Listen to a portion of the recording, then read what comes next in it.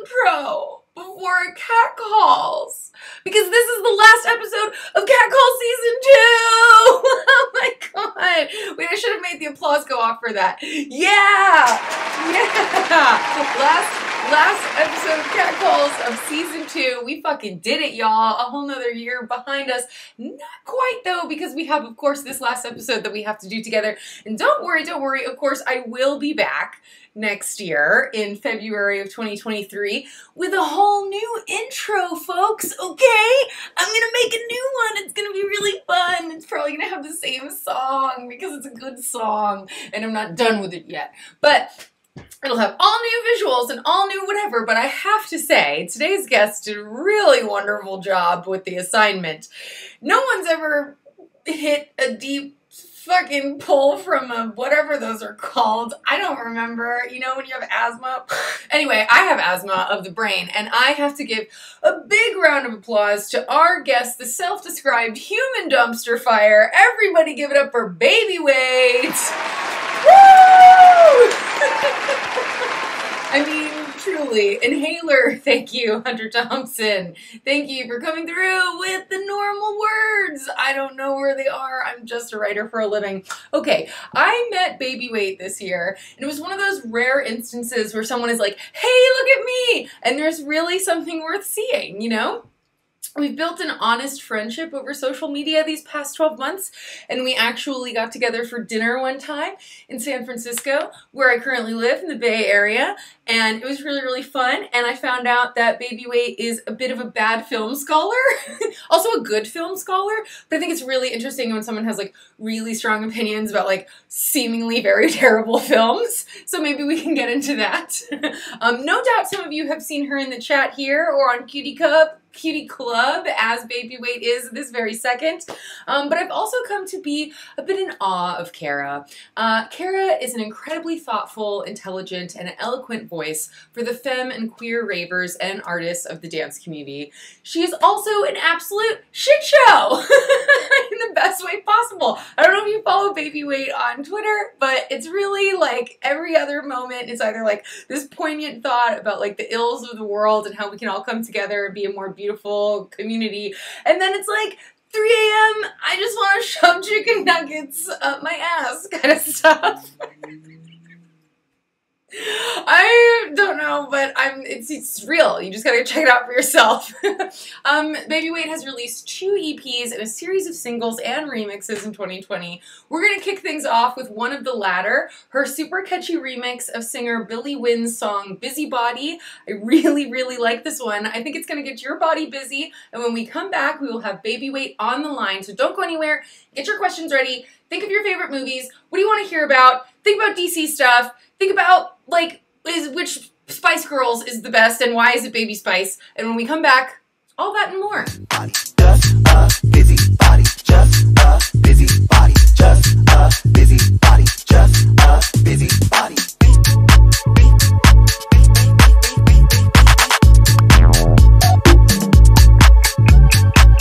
And we're live with Baby Weight. What's good? We were just making cum jokes in the green room. We were. But like All of the over most the place. wholesome kind. Nothing crazy. Nothing weird.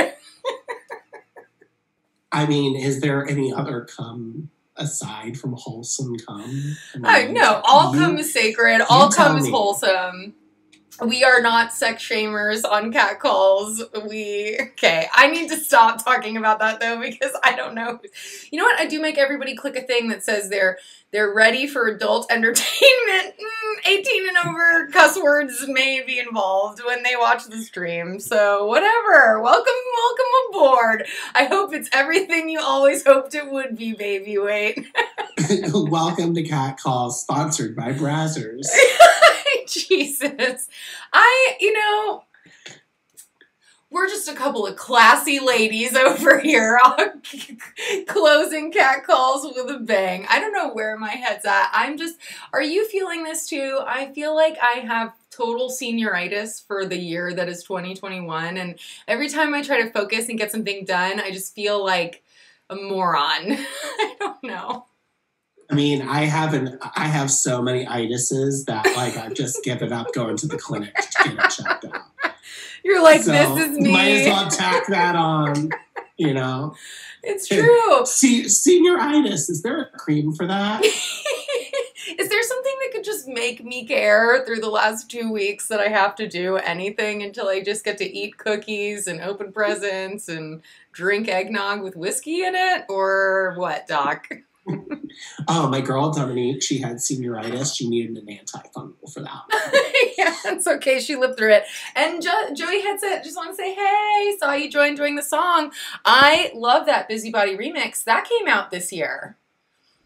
Yeah, so that came out, goodness. So that came out. I think it was like April or something. Near the beginning of the year, yeah. So it was like, I kind of had a boom, boom, boom of releases this year where it was like, had an EP come out on Admit One, and then I had like something, I had that remix come out, and then I had something on Jack not long after that. So it was like just an endless barrage. I know. It's been so busy for content. you. I've been watching. Literally, I've been a busybody. Quite. No. I guess one might say that could be the anthem for 2021 for you. Yeah.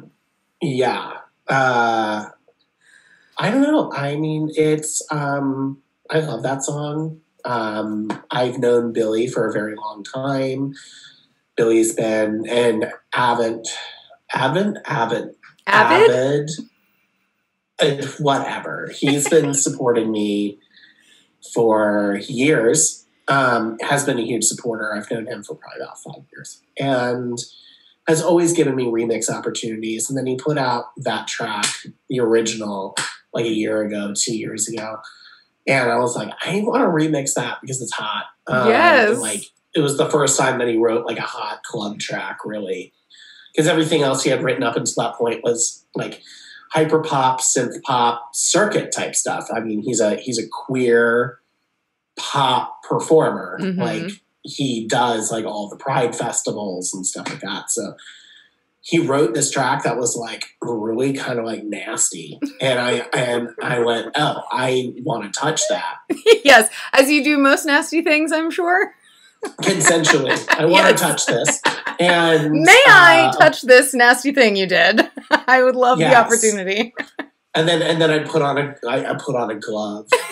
Made sure that I had a hazmat suit at the ready in case it turned into like an ET situation. had made it look like my house was getting fumigated. Like, really made sure that all my bases were, or all of my boxes were checked. I think that comes through in the jam. It's just, it makes you want to do the, I might be infected and I don't care.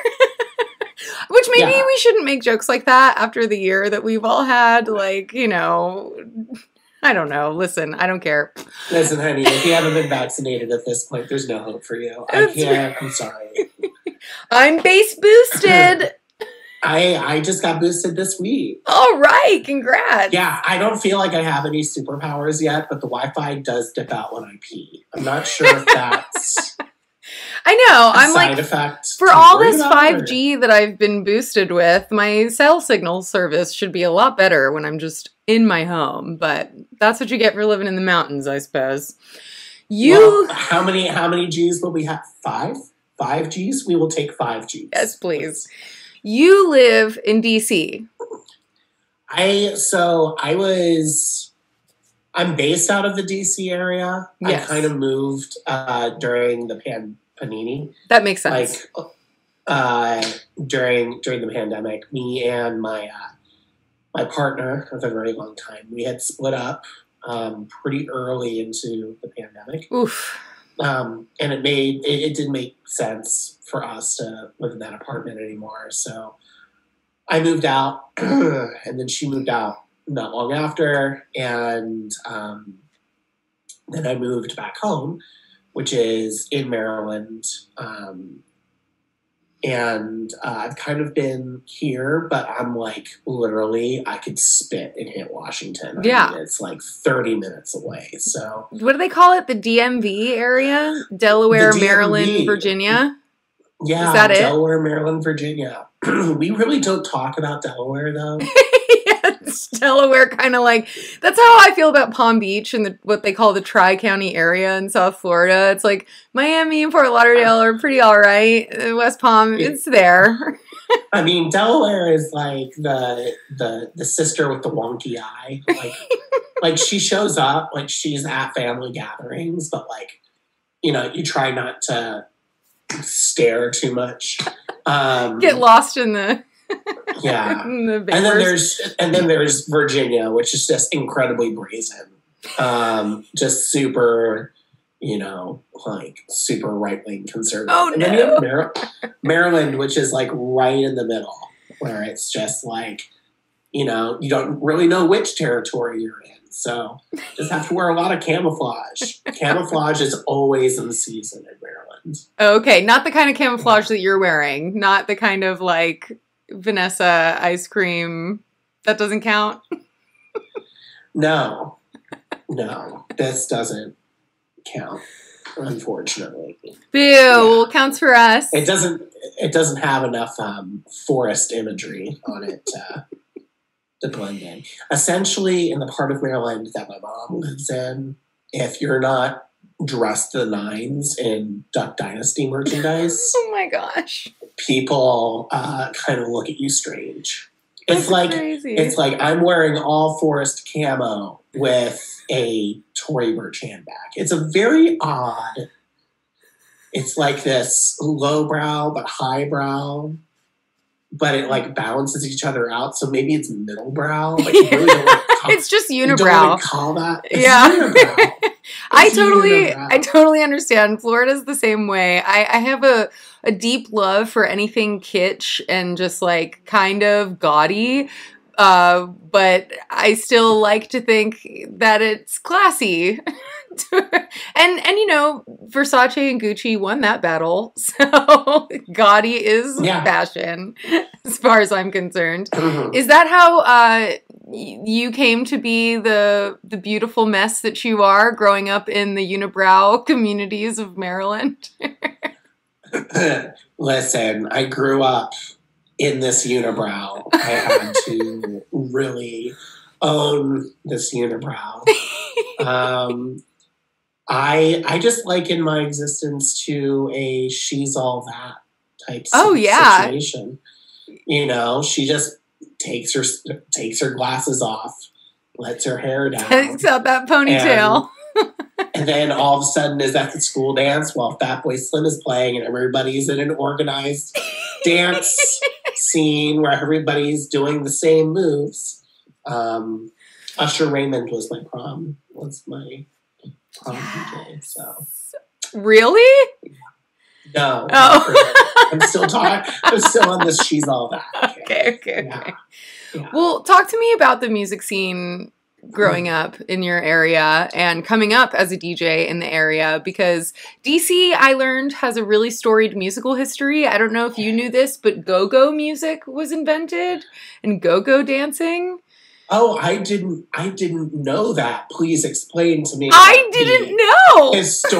Explain to me the historical lineage that I've been well aware of for several years. You explain it to me. I only found out about this like a week ago. All right. Okay. So, go-go music has been kind of the backbone of DMV, the DMV music scene for probably 30 plus years. Amazing. Maybe even longer than that. And go-go historically is influenced by very percussive, syncopated drum rhythms, basically what you would hear in a drum line, and then you would just add funk to that. And then if you fast forward a little bit, you can hear a lot of that influence in the dance music community coming up, like into the 2000s. DC for a while was kind of a hub for the indie dance community, between parties like Bliss, U Street Music Hall, the 930 Club, which is a historical venue, and indie dance was a hot thing in the DC music community, and that's where you start. We don't talk about him, but Will Eastman and Volta Bureau, and other DJs that were popular at the time, like Oscar, and then even some of the house musicians like that started coming into the fold, like Philco. There was a great DJ back in the day named Caleb, who no longer produces or spins anymore. So you have all these little tight-knit communities coming together. And then when I kind of broke into the scene, it was like 2013, 2014. So I had just graduated university with a degree in film, and a focus specifically in horror film and gender studies. So that was kind of like where my head was. What a place for your head to be, by the way. Yeah, you know. We love it when she's got a good head. But when you say, I'm sorry, I have to just interject for a second because I'm really fascinated by the intersection of horror movies and gender studies.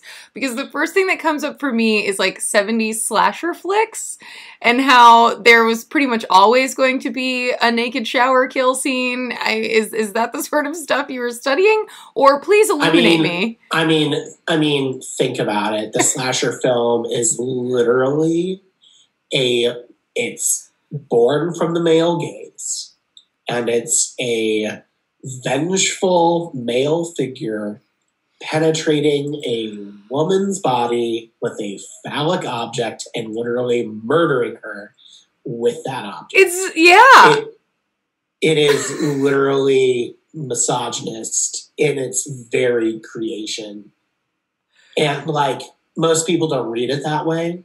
But as soon as you start explaining it, it's like, duh. Yeah. Duh. So, like, yeah, I could go for hours about that. So, anyway, got out of university, was DJing in Annapolis where I grew up. There was really one bar that had CDJs. That's where I learned how to mix by ear and do all that stuff. What kind of bar was it? It was the diviest, like college bar. Like all they wanted was Tiesto and Kesha.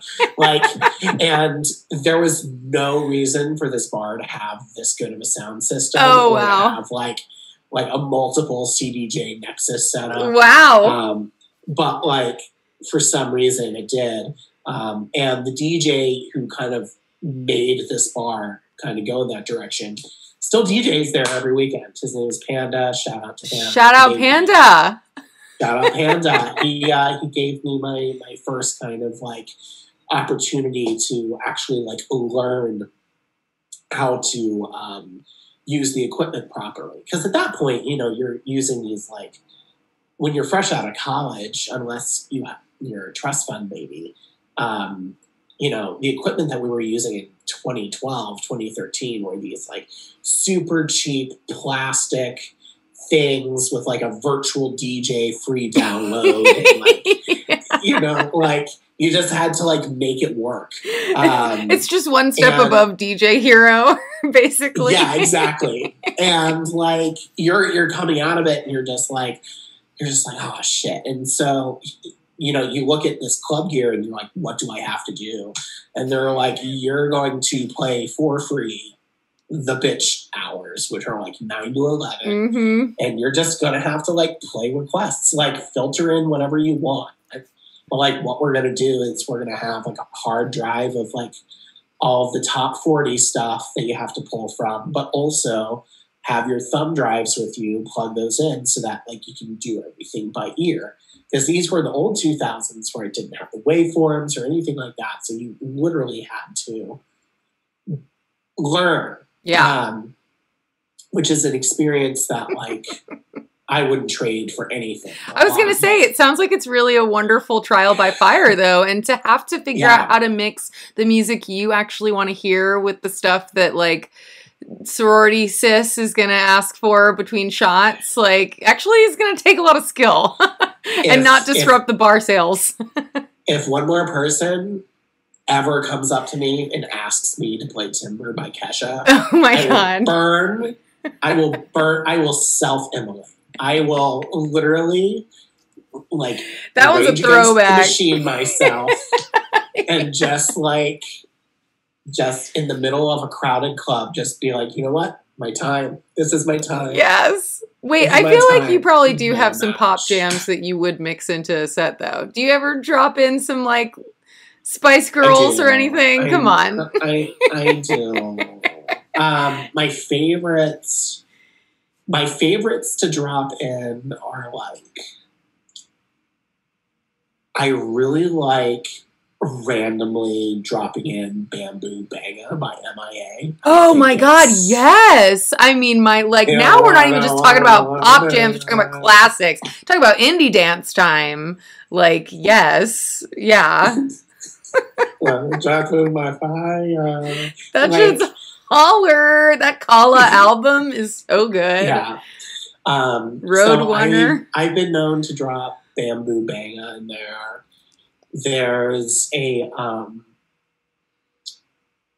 Black Eyed Peas remixed their own album one time. Oh wow! And they have a version of Pump It or whatever it's called, but it's called Pump It and then parentheses Harder, and they made like a Jersey Club version of that song. Actually, Pump It is like the one Black Eyed Peas song that I think hasn't just become some weird wedding / bar mitzvah throw novelty jam. Like, Pump It is decidedly great. So Pump It Harder, I can only imagine. It's like 132 BPM, just like bump, bump, bump, bump, bump, bump, bump, bump. It's like with like the Miserloo, like Dick Dale and the Deltones, like the Pulp Fiction like guitar lick, but instead of like it playing normally, it's just like pow, pow, pow, pow, pow, pow. It's really good. Amazing. We just lost all our viewership by me talking about that. That's okay. If they can't handle you at your Dick Dale Harder, then no. But recently I've been dropping a lot of acapellas into my music. So good idea. So like at Dirty Bird Campout, for example, this past fall, the acapellas that I've been like bringing in on top of other tracks, whether it's like a Fortet track or an original by myself or like an Icarus track or something, I've been like bringing in the Hollaback Girl acapella by Stefani, or I've been bringing in Walking on a Dream. Or Sweet Disposition, like Temper Trap. So like I've been bringing in like a lot of tracks that got me into music, like during my formative college years, and kind of recontextualizing it in a way that's interesting to me, and hopefully interesting to other people. Yeah, I mean, I love that sort of thing, and I think it totally makes sense, and I think that's like a DJ's job to contextualize these different areas of your brain and share them with others. And you know who's really good at that? Too Many DJs, who I know you're very much a fan of, as am I. I am. Whenever I hear people talk about...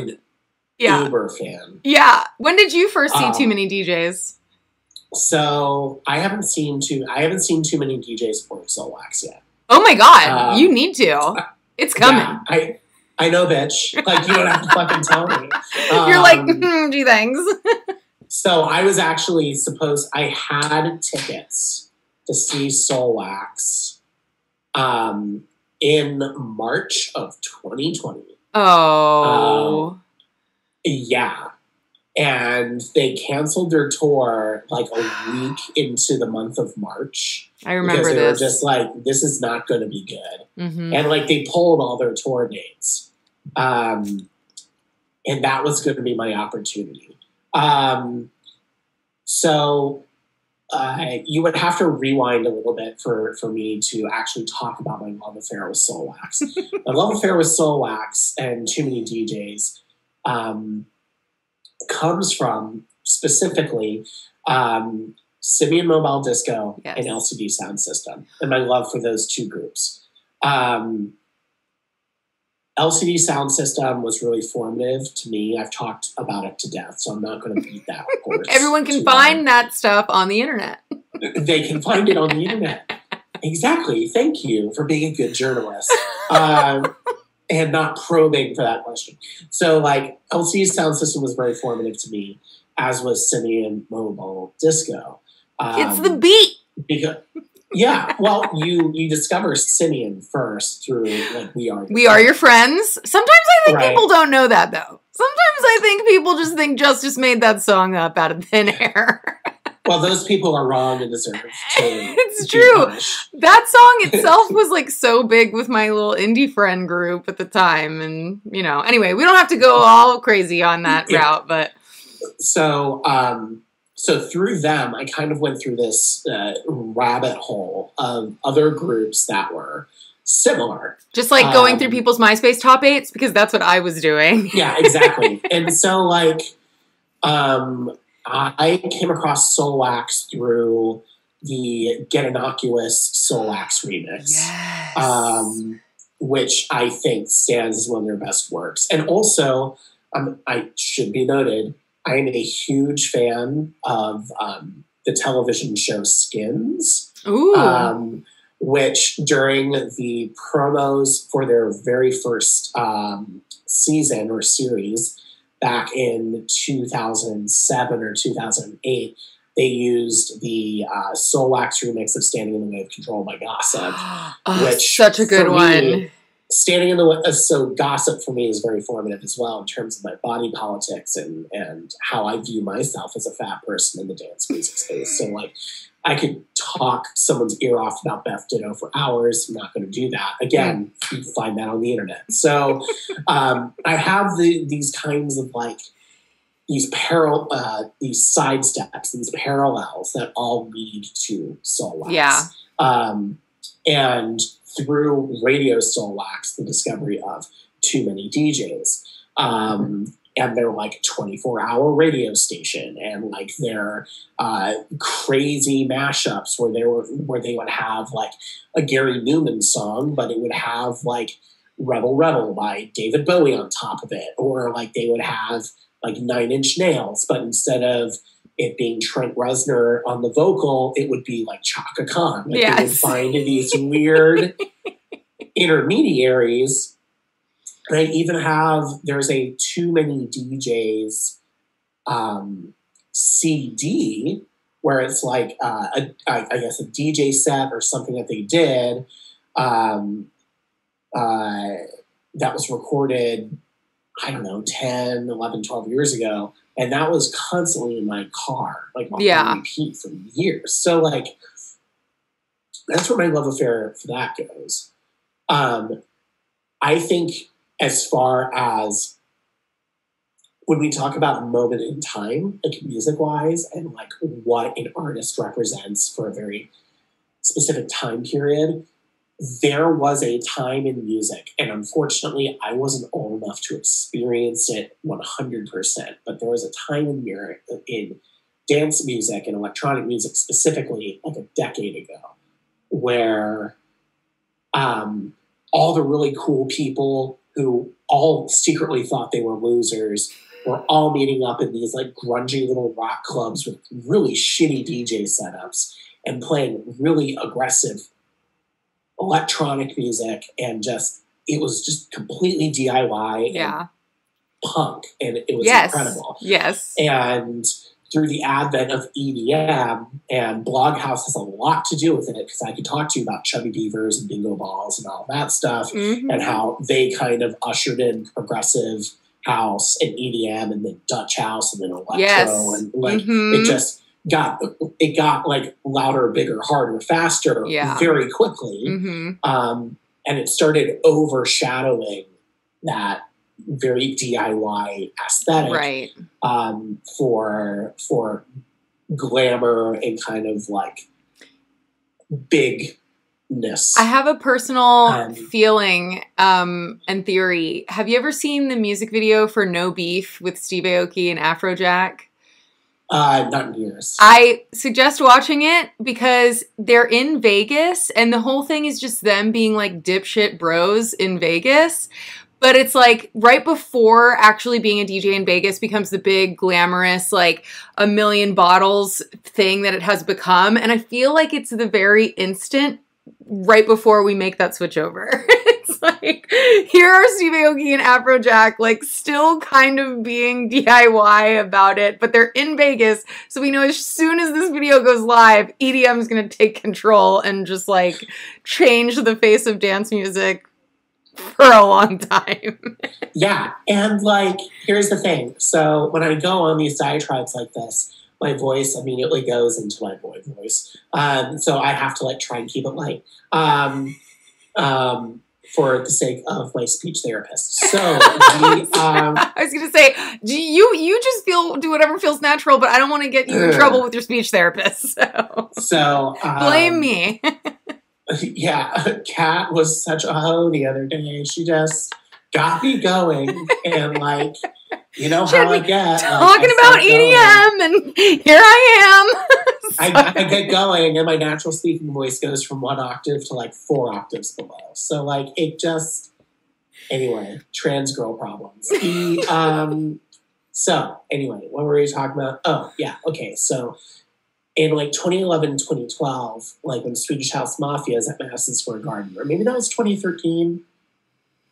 I forget what year that it's was. Definitely it was like, 2012 or 2013. I think 2014 is when they like bowed out.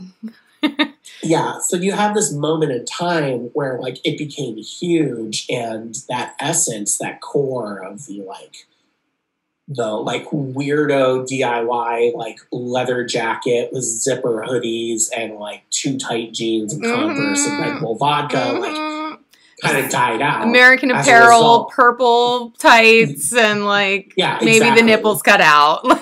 You got it. Yeah, exactly.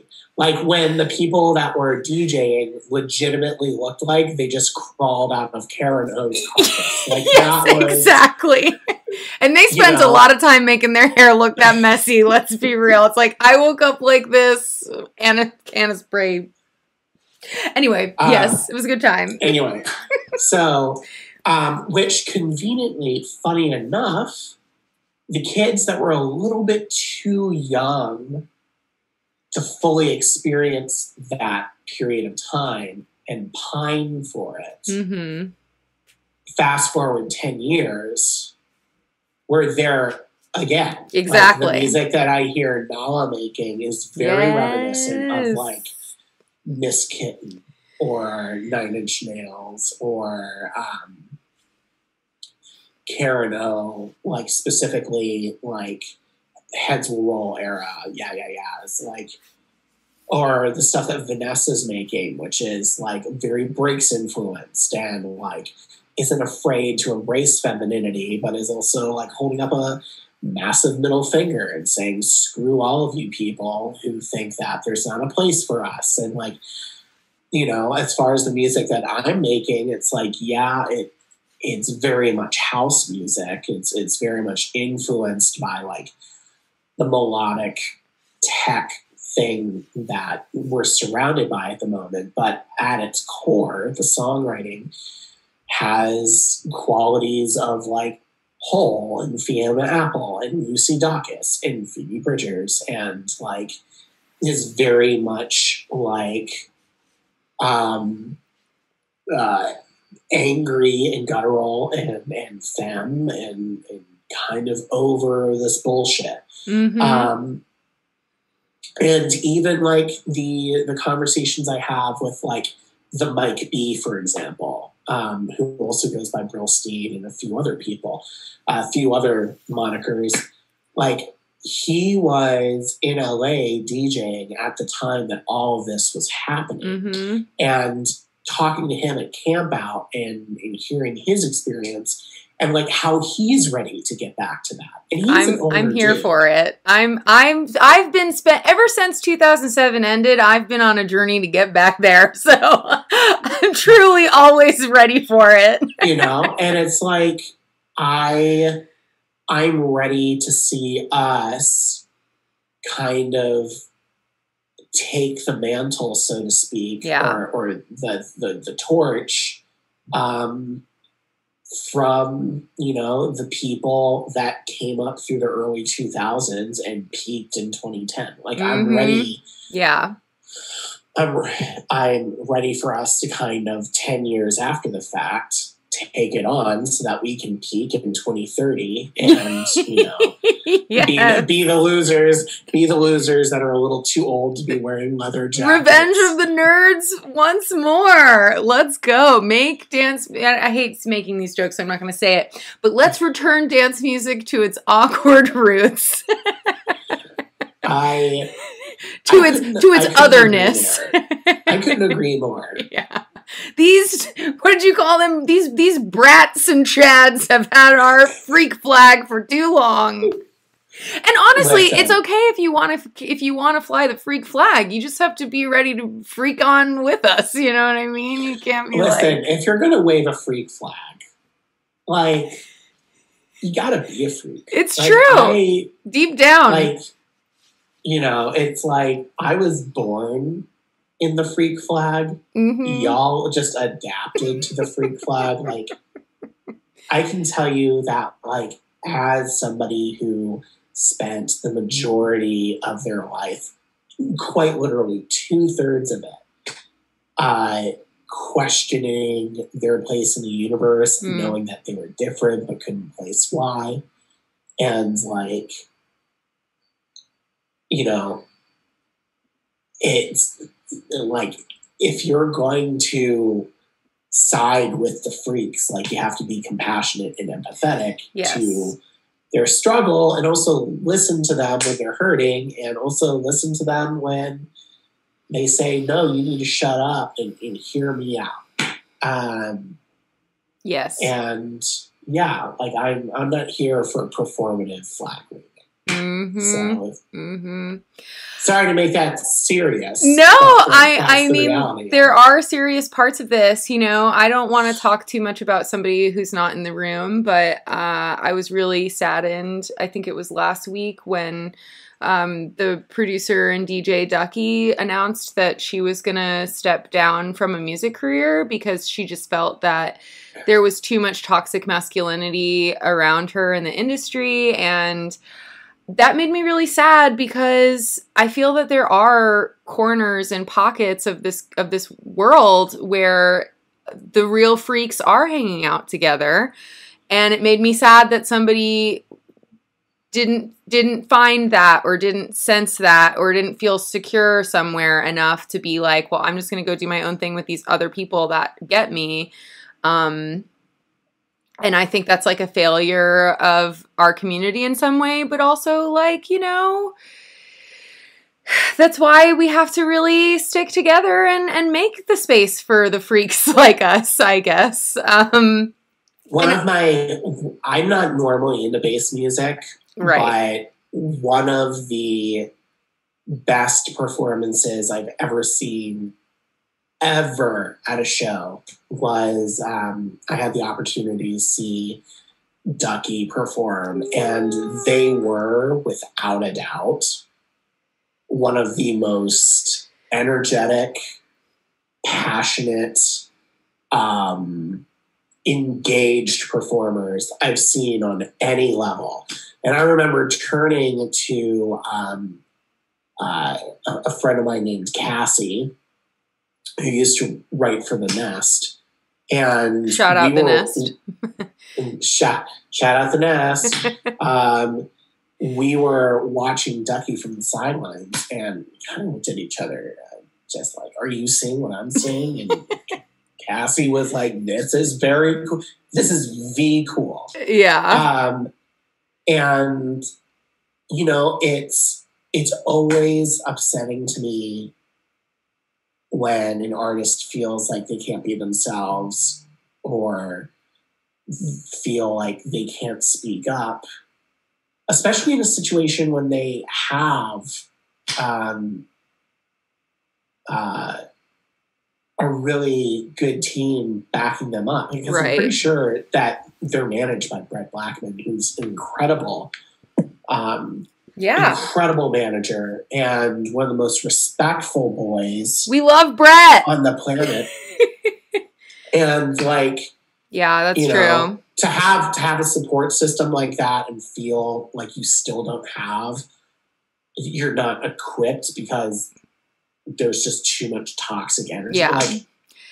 Like that sucks. And like, I get it too. Yeah. Like the amount of times where I've been like, well, fuck this. Like, you know, like there was a time earlier this year where there was a transphobic artist on the lower rungs of the tech house totem pole who said some very choice things. And, you know, to a trans colleague of mine by the name of Longstocking, based out of Seattle. Shout out Longstocking, killer artist. And I was just not having it. And this person was just super close-minded and saying super hateful things. And that's even more disappointing when it's like artist to artist. Like, I mean, it's disappointing regardless, but, you know, idiot fucking anonymous people on social media say all kinds of dumb shit. But for someone who's in this world and in the trenches with someone else and should maybe understand what people are going through as an artist perspective, like, that's just so... I don't know. And the fact that there's people that are willing to back up those people. People in our fan bases, the people that are supposed to be going out and supporting us and, you know, saying, like, you're dope. Yeah. Are also being like, well, I'll give this person another chance. And it's like, I'm over the idea that we should give power to people who do us wrong and also people who apologize on their behalf. Like, I don't want some apologist. I want somebody who's going to say, like, hey, what that person said was messed up. Yeah.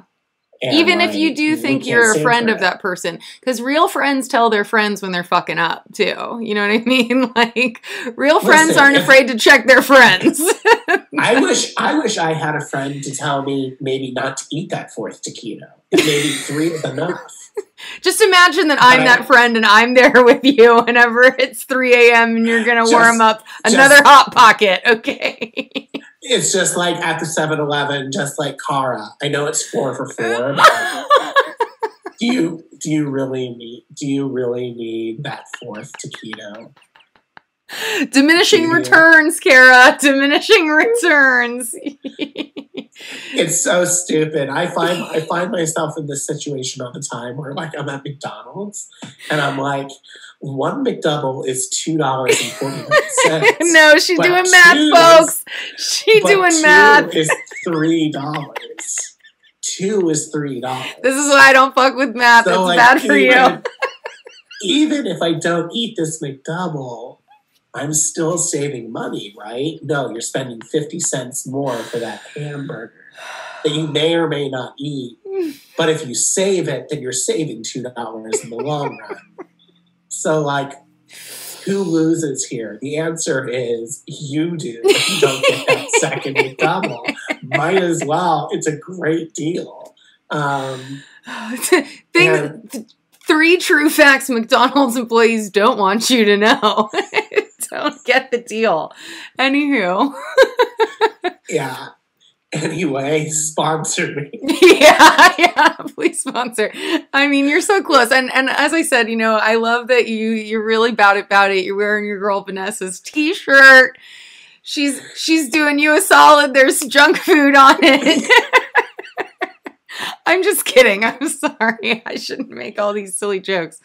But listen, she's got a Slurpee over here and a carbonated beverage over here. And it says as care. far as I'm seeing, as far as I'm concerned, I'm just hydrating. That's what I'm doing. Exactly. It's just a little milkshake. Brings all the boys to the yard. God, we're a couple of silly willies. I don't want any boys pulling up to this yard. That's true. No boys allowed. No boys allowed. I just want serious sapphic energy. Yes. Is that what we're heading into 2022 with? What are Baby Wait's intentions? Is it serious sapphic energy? Riot Girl Rave, of course. I'm gonna coin this term for you. I'm gonna do it. Please. If we're not here to just like paint our nails and punch motherfuckers in the face, then I don't know what we're doing. If Nala posted, oh my God, so Nala posted a video of a track that she's working on, and I'm pretty sure the vocal goes, I break men's hearts so I can see what's inside of them. Ooh, I love that. I want to see what causes connection. Ooh, taking it even better. And I'm just like, you're just straight out just dragging these boys in the club, aren't you? Just like, and I'm here for it. Yes. I'm here for it. All the love in the world to Nala, too. Shout out Nala, the homegirl. Listen, Stephanie is maybe like one of my favorite musicians making music right now. Between her and Quarter and Vanessa. Quarter! We're getting Quarter in 2022 on Catcalls. That's a done deal. And like LPGOB. Mm-hmm. And like there's just so much quality feminine energy. Is this are these who you might classify as deserving women? Is this the deserving women category? This is and the Oscar goes to I like to consider it more of like a best ensemble cast. Yes, awards. of right now. Right now. Love it. It's there's Vanessa said something to me which I haven't forgotten. Which is she and we both made remixes off of Quarter's Infina Ad Nausea album that came out earlier this year. Which, if you haven't listened to it, listen to it. It's fabulous. And we both did a remix of the same song. Oh, cool. And I like Vanessa's remix more, and she likes the remix I did more. That's because you didn't have to listen to it 700 million zillion freaking times. But something that she said was just like, there's no competition here. Because like, and I think what she's getting at is like, at the end of the day, there are two female artists remixing another female's artist at a time when people are saying like, oh, well, female artists, like, is there even a fucking market for that? And like, you know, it's like, yeah, like, it's the same market. It's the same market. I literally think the second wave of Riot Girl is going to come from the club. I am 100%, and it will be more intersectional than Riot Girl was in the 90s. Right. And it's going to be fabulous because, like, already between some of the things that I'm seeing in the tech house space, the things that I'm seeing in more underground spaces, like what Octa and Eris Drew are creating with T for T Love Energy, and the artists that they're signing, like Board Lord, and what LPGOB is producing with Femme House. There's this.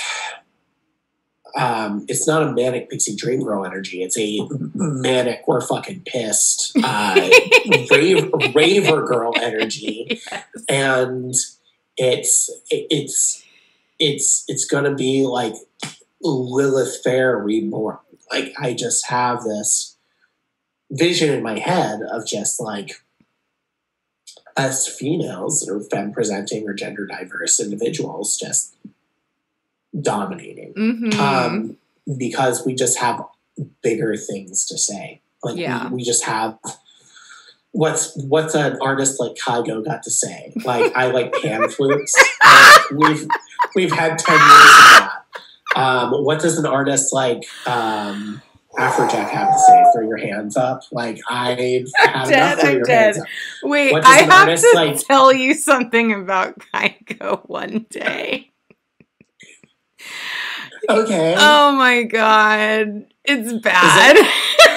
Is it tea that you can spill here on the air? Girl. I don't know if I can say it out loud or if someone would try to sue me or something. But basically, Kygo or someone from Kygo's team made a really weird comment when I was requesting one for the, I'll just say it, announcement that he was going to play some gay pride party, and we were like, I was like, what does it mean to you to play gay pride when you're a huge international dance music artist and this music like came from the queer community, you know, like it must be really special, or just trying to hand a really easy fucking win to Kygo's team. And the quote that came back from someone was just kind of like, oh yeah, it's like so cool. I hope I get more gay fans. And I was like, is that a real thing that someone on your team just fucking emailed me? Because like, I think I have to talk to my editors about like, do we want to even bother starting the shitstorm that will be publishing this? So that's what Kygo has to say. Well, you know what? All I have to say is that there's nothing us queers like more than easy listening music that allows our buttholes to unclench. So like that when we go in, poppers. Yeah. Kygo brand poppers. Oh my god! I hope I don't get sued one day. And that flute. And that flute.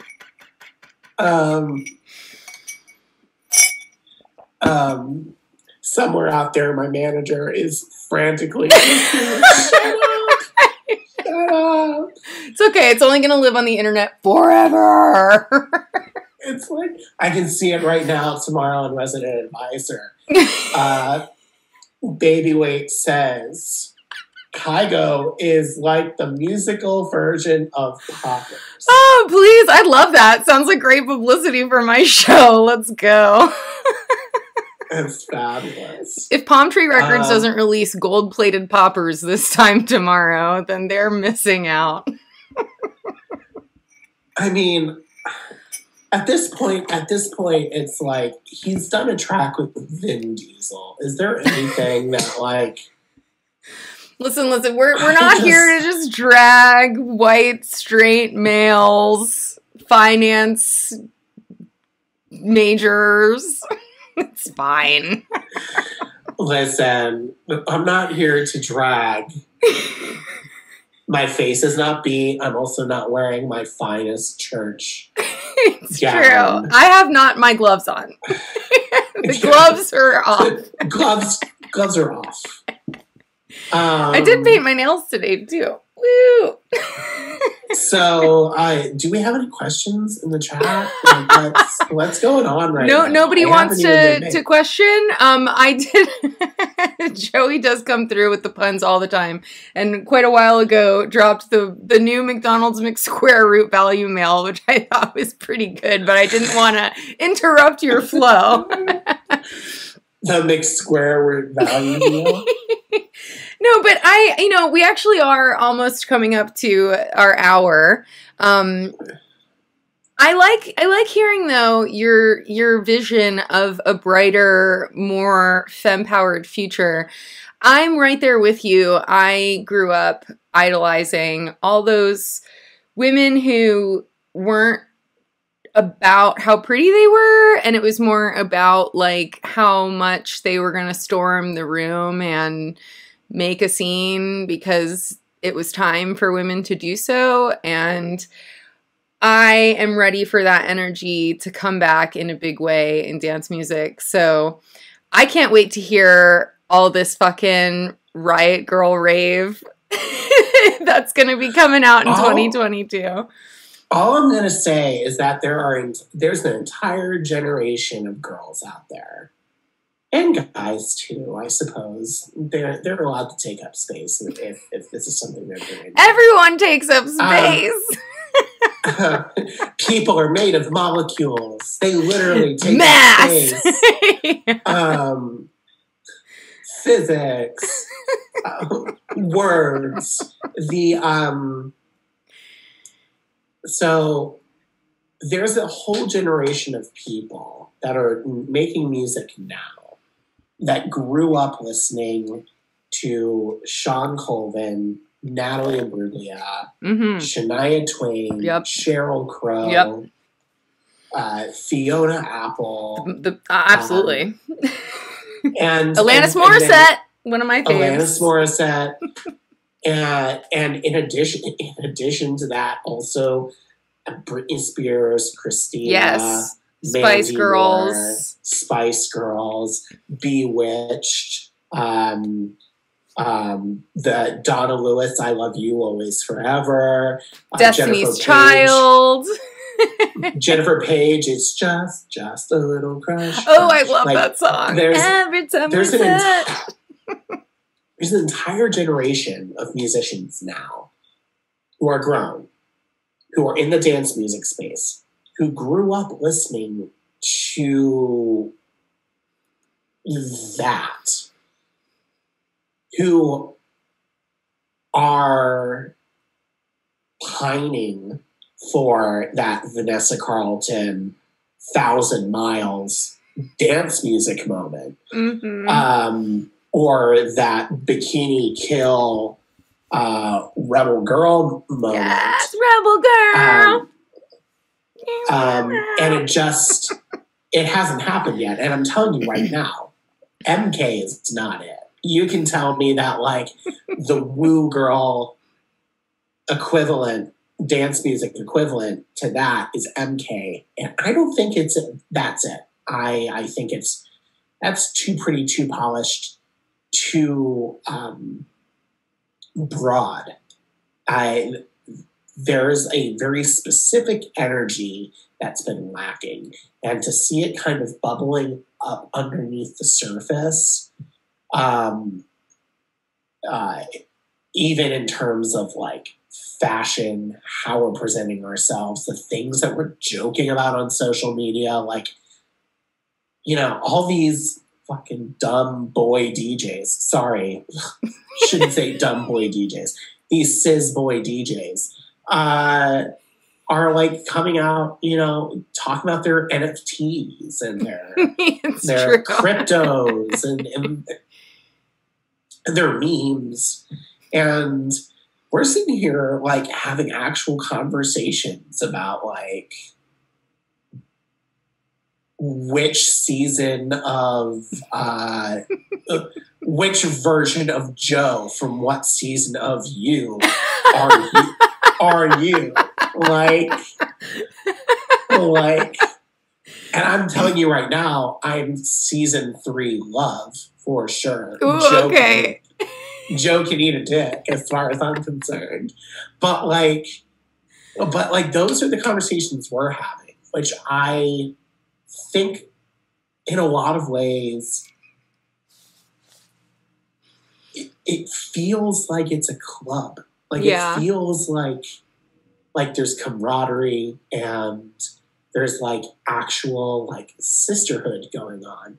Whereas like that's special. And I think that's something that you don't see as somebody who's trans and who came out last year and who spent most of their DJ career and music career presenting as cis male. Yeah.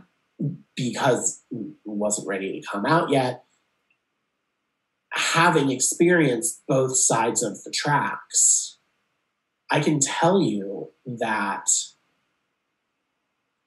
there is a lack of community. And there's some. Like I would argue that, for example, and maybe I'm biased here, but the community amongst like the dirty bird community, regardless of gender, is very tight knit. Or like even on my management roster, you know, it's like me and Arnold and Lane and like, and I see the conversations that they have with like Dipsy and Luke and Amnon and stuff every day, and they're very tight knit. And I think that that's one thing.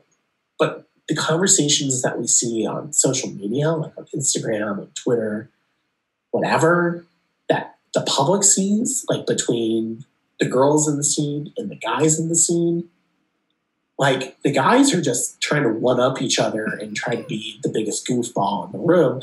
Whereas like we're talking about like, what does the phrase redeeming women even mean? Mm-hmm. Or like, really, like you think you're more of a posh Spice? I saw you more as like a sporty Spice, if anything. Like, or like it's almost Halloween. Which one of the Powerpuff Girls do you want to be? Well, naturally, you know, Blossom is Blossom. So like, who's Buttercup and who's Bubbles? You know, like I was a big Buttercup fan myself. I see you as a Buttercup. You strike me as a Buttercup, like very rough and tumble. But gooey center, you know what I mean? But gooey center. I'm definitely a Bubbles. Like we were talking like about Bubbles, this too. Like Bubbles, legitimately, when we're talking Powerpuff Girls, Bubbles does have a very strong fat girl energy about her. Like she's like the soft one who's maybe not as athletic as the others, but like still get shit done. It's true. Yeah. She's also just enjoying the ride a little bit more too, you know? Yeah.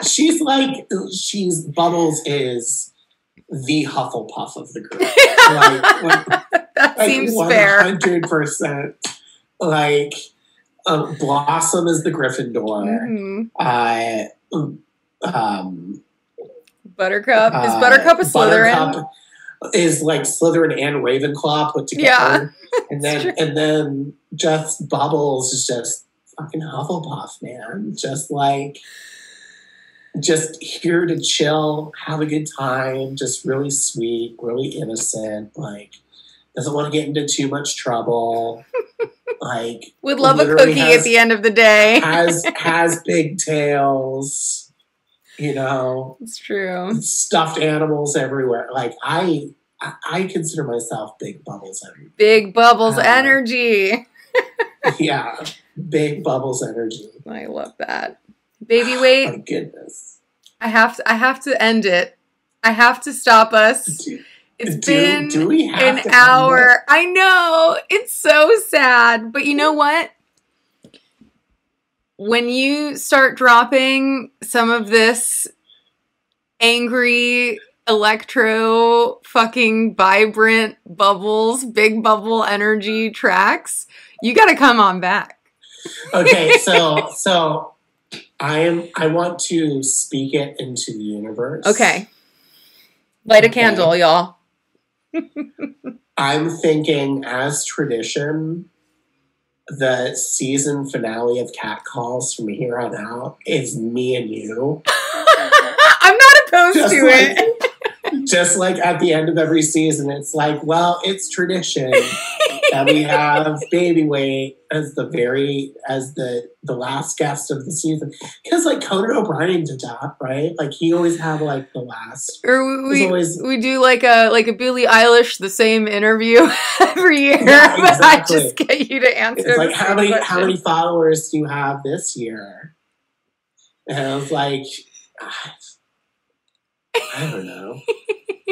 I'm here for it. We have a whole year to plan and prep. I can't wait to see how much you're going to grow in 2022. I keep almost saying 2023 and I need to not get ahead of myself. Well, I'm curious to see how much I'm going to grow in 2022 too. Hopefully the hormones do better. Yes. They're working hard. Listen, that glow up happens like, bloop, I've seen it with my own eyes. these tatas need to go from like badminton things, just little nets with like little palms at the. They need to go from those to like bazongas because I'm not. Well, my boobs they look like chicken cutlets, Kat. They're just like floppy, thin cutlets. Well, maybe we should bread them. Well, you know what? Maybe cutlets aren't appropriate. Like maybe they're like empanadas. Ooh. Or samosas. Like they're. Or like the triangle potato things that you get from Arby's at breakfast. Joey's trying to manifest for you from shuttlecock to bazonga is a pretty fire LP title in Joey's opinion. Listen, anytime somebody says shuttlecock, I'm like, where is that coming from? Yeah, this is too triggering. Put that away. That dick is traveling from where? We're not here to talk about Elon. Come on. It's like okay, baby, wait. I have to go. To bazonga would be pretty fire. That's what I'm gonna subtitle this on YouTube when it finally goes to live there. From shuttlecock to bazonga. Baby, wait. Thank you so much for inserting yourself into my life and for inserting yourself into the shared spaces of the dance music community. I still maintain that the first time I actually met you was in Miami. That's right. We did talk about this. I will stand by this until the day I die. I think you're right. I think you're probably right. Listen, I could be totally wrong about these things. Especially in Miami Music Week, I was probably on another planet. So you met my physical representative, and I might have been somewhere else. I met your sheath. Yeah, exactly. We were pre-meeting so that the meet would go really well when it finally happened. We love good meat. Yes. All right. I'm on the way out. We are going to listen to your request of Bikini Kill, Demi Rep, setting the stage, setting our intentions for 2022 to bring all this femme energy to the forefront. Do you have any final last words? It's the last words of Catcall Season 2. What are you going to say? If you stay ready, you ain't gotta get ready. I love it. Words to live by. All right, my dear. I will see you on social media.